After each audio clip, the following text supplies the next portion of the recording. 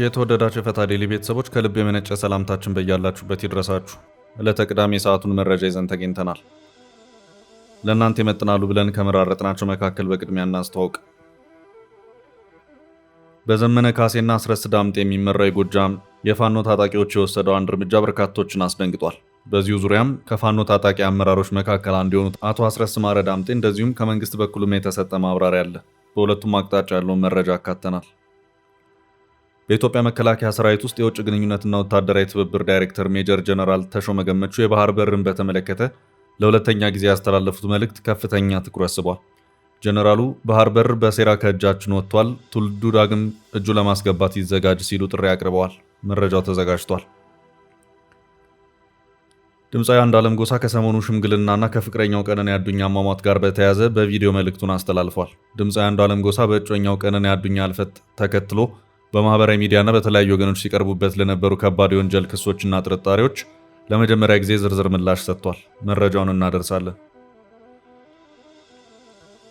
ከህግ ባለሙያ የዳኝነት ስራ እስከ ተቃዋሚ ፖለቲካ አመራር ድረስ አልፈው እስከ ብሔራዊ ምርጫ ቦርድ ከፍተኛ ኃላፊነት ቦታ ውስጥ ያለፉት ብርቱካን ሚደቅሳ በአዲስ መጽሐፍ መጥቻለሁ ብለዋል።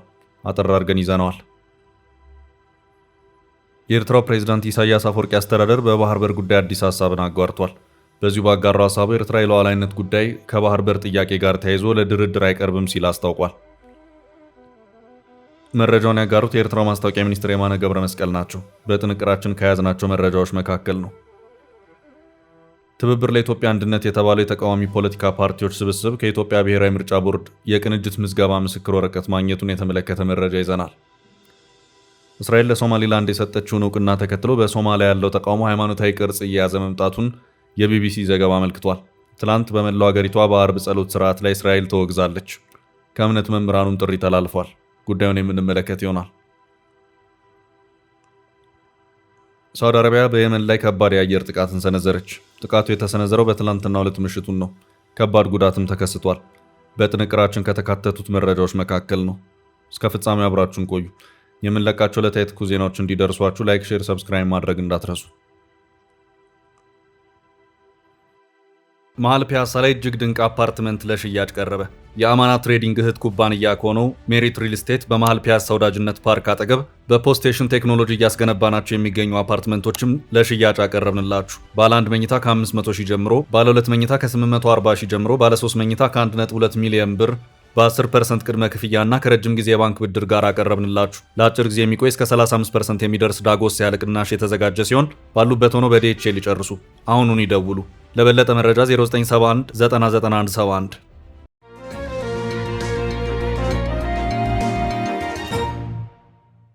ከዘመነ ካሴ መንደር የተሰማው አስደንጋጭ እርምጃ።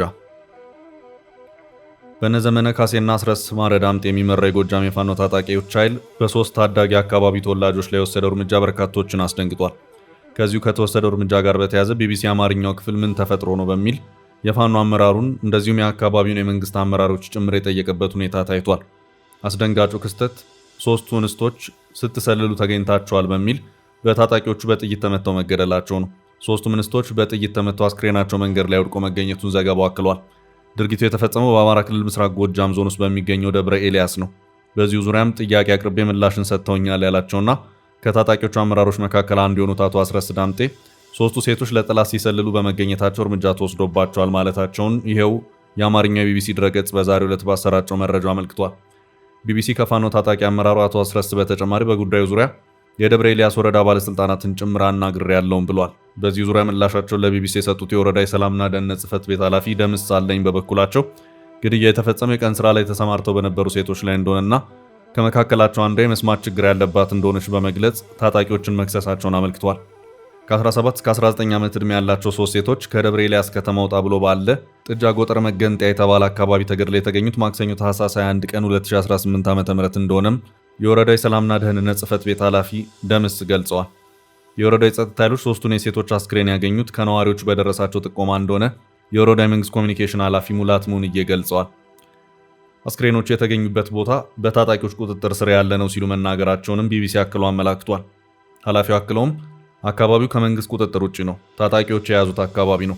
እዚያ የሚተላለፍ ሰው 3 ልጆች ተመተው ወድቀዋል፣ የተመቱትም ጭንቅላታቸውን ነው የሚል ጥቆማ ሲደርሰን የጸጥታ ኃይል ሄዶ አስክሬናቸውን አምጥቶ ለቤተሰቦቻቸው አስረክበው እንዲቀበሩ ተደርጓል በማለት ለቢቢሲ ተናግረዋል። ይህንኑ የሚያጠናክሩት የሰላምና ደህንነት ጽሕፈት ቤት ኃላፊው ደምስ በበኩላቸው 3ቱ ሴቶች በጥይት ተደብድበው እንደተገደሉ አስረድተዋል። የተለያየ አስገድዶ መድፈር ድርጊቶች ፈጽመውባቸዋል ሲሉም መናገራቸውን ቢቢሲ በዚሁ በዛሬው ዘገባው አመላክቷል።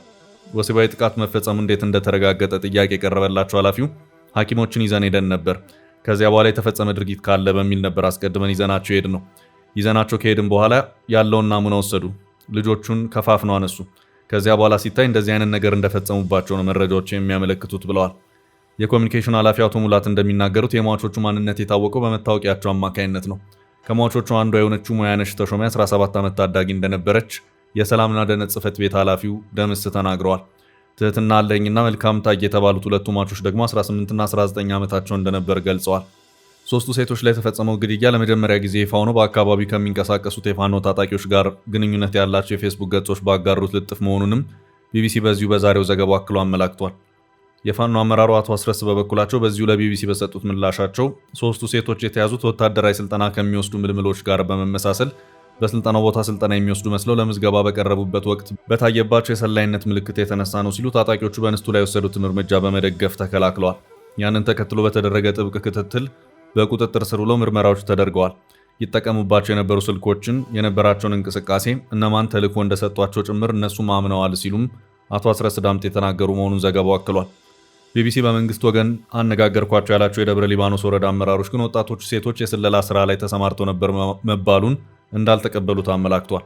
የወረዳው የሰላምና ደህንነት ጽሕፈት ቤት እንደዚሁም የኮሚኒኬሽን ኃላፊዎች ግድያ የተፈጸመው ሰሊጥ የመሰብሰብ ስራ ላይ ተሰማርተው በነበሩ የቀን ሰራተኞች ላይ እንደሆነ በመግለጽ የታጣቂዎቹን ውንጀላ ውድቅ አድርገዋል ሲልም ቢቢሲ አክሏል።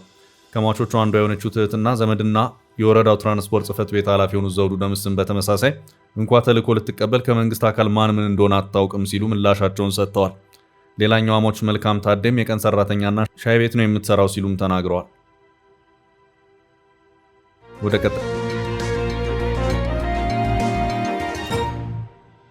መረጃ አለፍን። ለባህር በሩ ተዘጋጁ ጀነራሉ። በኢትዮጵያ መከላከያ ሰራዊት ውስጥ የውጭ ግንኙነትና ወታደራዊ ትብብር ዳይሬክተር ሜጀር ጀነራል ተሾመ ገመቹ የባህር በርን በተመለከተ ለሁለተኛ ጊዜ ያስተላለፉት መልእክት ከፍተኛ ትኩረት ስቧል። ጀነራሉ ባህር በር በሴራ ከእጃችን ወጥቷል፣ ትውልዱ ዳግም እጁን ለማስገባት ይዘጋጅ ሲሉ ጥሪ አቅርበዋል። ጀነራል ተሾመ ከዚህ ቀደም ከቀይ ባህር ጋር በተያያዘ ከጥቂት ወራት በፊት የሰጡት መግለጫ ኤርትራን ያበሳጨና ይፋዊ ምላሽ የተሰጠበት እንደነበር የሚታወስ ነው። ጀነራል ተሾመ ገመቹ ኢትዮጵያ የባህር በር የምትጠይቅበት 4 አሳማኝ ምክንያቶች አላት በማለት ከዘረዘሯቸው ነጥቦች መካከል አንዱ አሰብ በወቅቱ በኢትዮጵያ የሽግግር መንግስት ተላልፎ መሰጠቱን ነው ሲሉ ተናግረው ነበር። ይህን ተከትሎ ኤርትራ በማስታወቂያ ሚኒስትሯ በኩል በሰጠችው መልስ ከኢትዮጵያ በኩል ኤርትራ ላይ የሚያካሄዱት ግዴለሽነት የተሞላበት ወታደራዊ ዛቻ ቀጥለዋል ማለቱ አይዘነጋም። የኤርትራ የመጨረሻ ምላሽ ፕሬዝዳንት ኢሳያስ እንዳሉት በቤታችሁ ተሰብሰቡ የሚል መሆኑን የማስታወቂያ ሚኒስትሩ የማነ ገብረ መስቀል በመልእክታቸው ገልጸውም ነበር።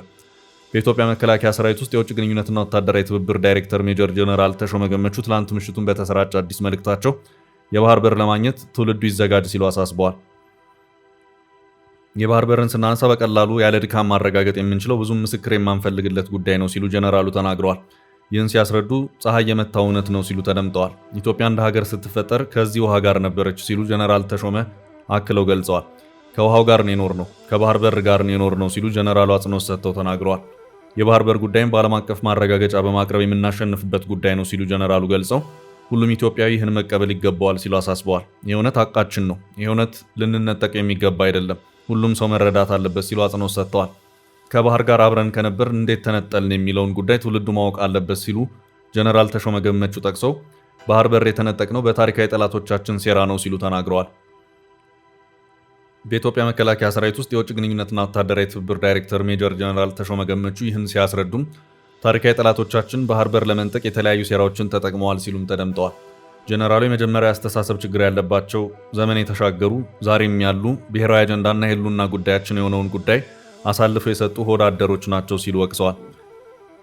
የታሪካዊ ጠላቶቻችን ፈረስ ሆነው አግዘዋቸው እነርሱ በሚሰጧቸው አጀንዳዎች እየተነዱ የተነጠቅነው በእነሱ ምክንያት ነው ያሉ ሲሆን ባህር በር ያጣነው በኢትዮጵያ ታሪካዊ ጠላት መሆኑ ግን ሊሰመርበት ይገባል ብለዋል። ማንኛውም አካል ሌሎች ጉዳዮችን ከባህር በር አጀንዳ ጋር እየለጠፈ ለማደናገር ቢሞክርም ኢትዮጵያውያን ሳይዘናጉ ለብሔራዊ ጥቅማቸው ሊቆሙ እንደሚገባ ጀነራሉ ጥሪ አቅርበዋል። የአሁኑ ትውልድ በሴራ የታጣውን የባህር በር ለማግኘት ራሱን ከመቼውም ጊዜ በላይ ዝግጁ እንዲያደርግም አሳስበዋል። ኢትዮጵያ በሰላማዊ መንገድና በጋራ ተጠቃሚነት መሪ የባህር በር ለማግኘት የምታደርገው ጥረት ተጠናክሮ እንደሚቀጥልም በገለጻቸው ወቅት ተመልክቷል።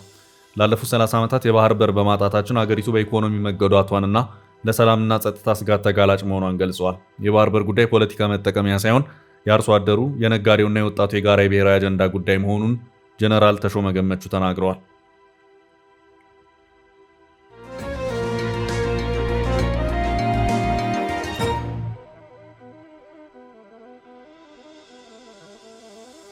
ወደ ቀጣይ መረጃ አለፍን። አንዱዓለም ስለ ቀነኒ ዝምታውን ሰበረ። ድምፃዊ አንዱዓለም ጎሳ ከሰሞኑ ሽምግልናና ከፍቅረኛው ቀነኒ አዱኛ አሟሟት ጋር በተያያዘ በቪዲዮ መልእክቱን አስተላልፏል። ድምፃዊ አንዱዓለም ጎሳ በእጮኛው ቀነኒ አዱኛ ህልፈት ተከትሎ በማህበራዊ ሚዲያና በተለያዩ ወገኖች ሲቀርቡበት ለነበሩት ከባድ የወንጀል ክሶችና ጥርጣሬዎች ለመጀመሪያ ጊዜ ዝርዝር ምላሽ ሰጥቷል። ድምፃዊው ትላንት ታህሳስ 24 2018 ዓ.ም በይፋዊ ገጹ ባሰራጨው የቪዲዮ መልእክት እጮኛው ራሷን እንዳጠፋች በመግለጽ የቀረበበትን ግድያ ፈጽሟል የሚል ክስ አጥብቆ አስተባብሏል። እኔም መጥፎ ሐዘን ውስጥ ነኝ፣ ሐዘኔን እንኳን በደንብ ማዘን አልቻልኩም ያለው ድምፃዊው እስር ቤት ነበርኩ፣ ከዛ ስወጣ ይኸው በመጥፎ ነገር ቀጥሏል ብሏል። ድምፃዊ አንዱዓለም ጎሳ ያጠፋኋት ወይም የጎዳኋት ነገር የለም፣ የማወጣው ጉማ የለም ያለ ሲሆን ሽማግሌ ላኩት ለእኔ ወይም ለሌላው እንዲወግኑ ሳይሆን እኔም እውነት አለኝ፣ ሚስቴን አጥቻለሁ፣ ያንን እውነት ተመልከቱልኝ ብዬ ነው ሲል ገልጿል። ድምፃዊው በሰጠው ማብራሪያም እጮኛው ህይወቷ ባለፈ ዕለት ቀደም ብሎ የነበረው ጊዜ ሰላማዊ እንደነበር ገልጿል። እኔና ቀኑ ቆንጆ የፍቅር ግንኙነት አለን፣ ግን ጭንቀት ነበረባት። ጭንቀቱ ቤት ከመዋል ይሆናል ብዬ አብረን እንድንሰራ የኢንተርቴንመንት ስራ ከፍቼ ሰጥቻት ነበር። ይህን ካደረግኩ በኋላ ራስን የማጥፋት ሙከራ ማድረጓን ቀጥላለች። ነገሩ ከአቅሜ በላይ ስለሆነ ለአባቷ አስደውዬ ይህ አጋጥሞኛል፣ ይህ ችግር ደርሶብኛል፣ መኖር አልቻልኩም አለችው። እኔም ተቀብዬን እንድትጨነቁ አይደለም፣ ነገር ግን ከቀን ወደ ቀን እየከሳች ነው፣ መፈታት አለበት ነገሩ ብያለሁ። ወንድሟን ጠርቼው ይህንን ነገር ፍቱላት ብዬ ተሰብሰቡ ብዬ አውርቼዋለሁ። ሆኖም መልስ የሰጠም ሆነ ተገናኝቶ የመከረ በጉዳዩ ላይ የለም። ስለ እሷም የጠየቀኝ የለም። ድምፃዊ አንዱዓለም ጎሳ ፍቅረኛው ቀነኒ አዱኛ በተደጋጋሚ ራሷን ለማጥፋት እንደምትሞክር ተናግሯል። ሕይወቷ ባለፈበት ቀን አብረው እንደነበሩ ድምፃዊው ተናግሯል። ሆስፒታልም አብረን ሄደናል። የልደቷን ፎቶ የተነሳችበት ቦታ የወሰድኳት እኔ ነኝ። ከዛ ስወጣ ሰዎችን ለማግኘት ሄድኩኝ። እሷ በጊዜ ልግባ ብላ ነው የተለያየ ነው። ማታ ጥሩ ጊዜ እያሳለፍን ነበር። ለወንድሟም ስትደውል ነበር። ድንገት ስለ ውሎዋ ስጠይቃት እኔን የማመን ችግር አለብህ በማለት ከምንተኛበት ተነስታ ሄደች። ስትቆይብኝ ተጠራጥሬ ሄድኩ። ሌሎች ክላሶች ውስጥ የለችም። ቼክ ሳደርግ ኪችኑ ዝግ ነው። አበባ ነገር ላይ ቆሜ ሳያት የልብስ ማጠቢያ ማሽኑን ተደግፋ ለአርጎ ስትጠጣ ነበር። ምን ነው ቀኖ ብዬ በዛ ዘልዬ ገባው። ከዚህ ቀደም እንዲህ አይነት ነገር አላደርግም ብላ ቤተሰብ ፊት ቃል ገብታልኝ ነበር። ወንድሜም ጓደኛዋም እንዲመክሯት ነግሬያቸው ነበር። በተደጋጋሚ ቃል ገብታልኝ ነበር። ነገር ግን ቃሉን ስላልጠበቀችልኝ በዛን ጊዜ እኔም ሰው ነኝና እንደዚህ አይነት ህይወት መኖር አልችልም፣ በተደጋጋሚ እያደረግሽ ስለሆነ ነገ ቤተሰብ ጠርቼ እንለያያለን አልኳት። ከዛ በሩን ለመክፈት በሩ ጋር እንደደረስኩ እንደዛ ነው እንዴ ይስፋልክ ብላ ከፎቅ ላይ ዘለለች። እኔ ሊይዛትም አልደረስኩም። መጮህ ብቻ ነበር የቻልኩት። ጮህኩኝ። ልጆቹም ተነሱ። ያለው ነገር የተፈጠረው ይህ ነው ሲል አስረድቷል። ቀኑ እያደረገችኝ ነገር የለም። እሷን የምጎዳበት ምንም ምክንያት የለም። ተይ ብዬ መምከር ከመደገፍ ውጭ ያደረግኳት ነገር የለም። እጄ ንጹህ ነው። ሽማግሌዎቹ ይህንን ይመልከቱልን፣ ከቤተሰቧ ጋር ግንኙነቴን ያስቀጥሉ ብዬ ነው የላኩት። ስለ ጉማም አልተወራም። እጄ ንጹህ ነው፣ የማወጣው ጉማ የለም ሲል ገልጿል። ከቻላችሁ እውነትን በጥልቀት ተመልክታችሁ ድረሱበት። ባሉባልታ ያለኝን ግንኙነት አታፍርሱ። እሷን በሰላም ትረፍ፣ ነፍሷንም እረፍት አትንሷት ያለው አንዱዓለም ጎሳ እኔም ተረጋግቼ ለምትጠይቁት ጥያቄ መልስ ለመስጠት ዝግጁ ነኝ ሲል አጽንኦት ሰጥቷል።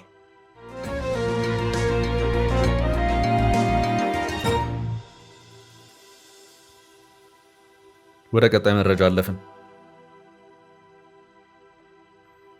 ብርቱካን ሚደቅሳ በመጽሐፍ መጡ። የኢትዮጵያ ብሔራዊ ምርጫ ቦርድ ዋና ሰብሳቢ ሆነው ያገለገሉትና በገዛ ፈቃዳቸው ኃላፊነታቸውን የለቀቁት ብርቱካን ሚደቅሳ በአዲስ መጽሐፍ እየመጡ ነው። የመጽሐፋቸውንም ርዕስ መመለስ የሚል ስያሜ የሰጡት መሆኑን እየወጡ ያሉት መረጃዎች ያመለክታሉ። ከዳኝነት የህግ ባለሙያ እስከ ፖለቲካ ፓርቲ አመራርነት ከዚያም እስከ ብሔራዊ ምርጫ ቦርድ ድረስ የዘለቀ ልምድና የህይወት ውጣ ውረድ ያላቸው ብርቱካን ሚደቅሳ በመጽሐፍ ሲከሰቱ ይህ የመጀመሪያቸው ነው። ብርቱካን ሚደቅሳ በአወዛጋቢው የ1997 ዓ.ም ምርጫ ወቅት የዋነኛው ተቃዋሚ ፓርቲ ቅንጅት ለአንድነትና ለዲሞክራሲ ፓርቲ አባል የነበሩ ሲሆን በፓርቲው ከፍተኛ የኃላፊነት ቦታ ላይ ነበሩ። የምርጫውን ውዝግብ ተከትሎ መንግስት የተቃዋሚ አመራሮችንና ጋዜጠኞችን ለእስር በዳረገበት ጊዜ ብርቱካንም በእስር ላይ ቆይተው ነበር። ቅንጅት ከፈረሰ በኋላም አንድነት ለፍትህና ለዲሞክራሲ የተሰኘ ፓርቲን ከሌሎች አጋሮቻቸው ጋር በመመስረት በፖለቲካው ውስጥ ለመቆየት የሞከሩ ቢሆንም ብዙም ሳይቆዩ ድጋሚ ለእስር ተዳርገዋል።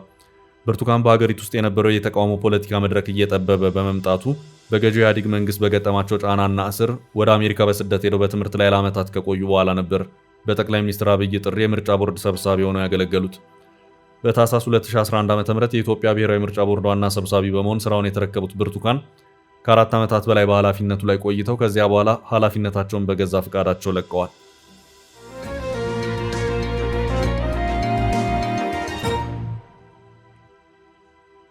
ወደ ቀጣይ መረጃ አለፍን። አንፈርስም ኤርትራ። የኤርትራው ፕሬዝዳንት ኢሳያስ አፈወርቂ አስተዳደር በባህር በር ጉዳይ አዲስ ሀሳቡን አጋርቷል። የባህር በር ጥያቄው እየተሄደበት ያለው መንገድ አደገኛ ነው ስትል ኤርትራ አስታውቃለች። በዚሁ በኤርትራው ማስታወቂያ ሚኒስትር ኤክስ ገጽ በተጋራው አጠር ያለ ልጥፍ ኤርትራ የሉዓላዊነት ጉዳይ ከባህር በር ጥያቄ ጋር ተያይዞ ለድርድር አይቀርብም የሚል ሀሳብ ተካቶበታል። የማስታወቂያ ሚኒስትሩ የማነ ገብረ መስቀል በይፋ ኤክስ ትስስር ገጻቸው ትላንት ምሽቱን ባጋሩት በዚሁ ልጥፋቸው የኢትዮጵያን የባህር በር ጥያቄ ከኤርትራ ሀገራዊ መሰረት ጋር አያይዞ ማንሳት ታሪካዊ ማረፊያ የሌለው ሐሰት ብቻ ሳይሆን አደገኛም ጭምር ነው ሲሉ አመልክተዋል። የማስታወቂያ ሚኒስትሩ ይህን ያሉት የጠቅላይ ሚኒስትር አብይ አህመድ የማህበራዊ ጉዳዮች አማካሪ ዳንኤል ክብረት ሰሞነኛው መልእክት በተመለከተ በሰጡት ምላሽ ላይ ነው። ዲያቆን ዳንኤል ክብረት ኤርትራ የተገነጠለችው ኢትዮጵያ የባህር በር እንድታጣ ታስቦ ነው። ኢትዮጵያ የባህር በር ስታገኝ ኤርትራ የሆነችበት ምክንያት ይፈርሳል። ኤርትራ እንድትሆን ያደረጋት መነሻውና ሌሎችም ሀገራት የተቀበሉት ኢትዮጵያ የባህር በር እንዳታገኝ ነው። ልክ ኢትዮጵያ የባህር በር ካገኘች ኤርትራ ምን ታደርግላቸዋለች ሲሉ ተናግረው ነበር። ዳንኤል ይህን የተናገሩት አባይ፣ ቀይ ባህርና ትርክቱ በሚል ርዕስ ስር በተዘጋጀ ውይይት መድረክ ላይ ነው። ኤርትራ ትላንት ምሽቱን በሰጠች ምላሽም ይሄ መልእክት የድንበር ወሰኖች እንዲጣሱ በር ከመክፈቱም በላይ ሀገራት በጎረቤቶቻቸው ፍላጎት ብቻ የሚኖሩበት ስርዓትን ያዋልዳል፣ ሉዓላዊነትም ህጋዊ መብት መሆኑ ቀርቶ ሊሻር የሚችል ችሮታ ይሆናል ስትል አሳስባለች። የማነ ይህ የባህር በር ጥያቄ አካሄድ ያለፈውን አይመልሰውም፣ ይልቁን አሁን ያለውን መረጋጋት ያበላሸዋል ሲሉ አሳስበዋል። ዓለም አቀፍ ህግን በመጣስ ግጭቶችን እንደገና እንዲፈነዱ የሚያደርጉ በሮችን የመክፈት አደጋ አለው በማለት የማነ አጽንኦት ሰጥተዋል። የኤርትራ የማስታወቂያ ሚኒስትር የማነ ገብረ መስቀል ኢትዮጵያን የባህር በር ፍላጎት ከኤርትራ ብሔራዊ ህልውና ጋር ማጣመር ጂኦግራፊን መሳሪያ በማድረግ ሉዓላዊነትን መጣስ ነው ሲሉ ከሰዋል። የባህር በር መዳረሻን እንደ መብት መቁጠር እንዲሁም ኃይልን እንደ ማስፈራሪያ መውሰድ ያለፈውን ከማስረዳት ይልቅ ሐሰትነቱን ያጎላዋል ሲሉ ሚኒስትሩ አጽንኦት ሰጥተዋል። የኤርትራ ህጋዊነት የሚፈርሰው ኢትዮጵያ ወደብ ካገኘች በኋላ ነው በሚል የተላለፈው መልእክትም ዓለም አቀፍ ህግጋትን የጣሰ ነው ሲሉ ሚኒስትሩ አመልክተዋል። በዓለም አቀፍ ህግ፣ በተባበሩት መንግስታት ድርጅት ቻርተርና በአፍሪካ ህብረት መርሆች ምንም አይነት ድጋፍ የማያገኝ የቅድመ ሁኔታ ሉዓላዊነት አስተምሮ የናደ ነው ሲሉ የማስታወቂያ ሚኒስትሩ አጽንኦት ሰጥተዋል። ውድ ቤተሰቦቻችን ለዛሬ ያዝንላችሁን ርዕሰ ጉዳዮች እዚህ ላይ ቋጨን። ላይክ፣ ሼር እና ኮሜንት በማድረግ ለቻናላችን ድጋፋችሁን መግለጽ እንዳትዘነጉ እያልን ከሌሎች መረጃዎች ጋር ደግመን እስክንገናኝ ቸር ያሰማን ስንል ተሰናበትን።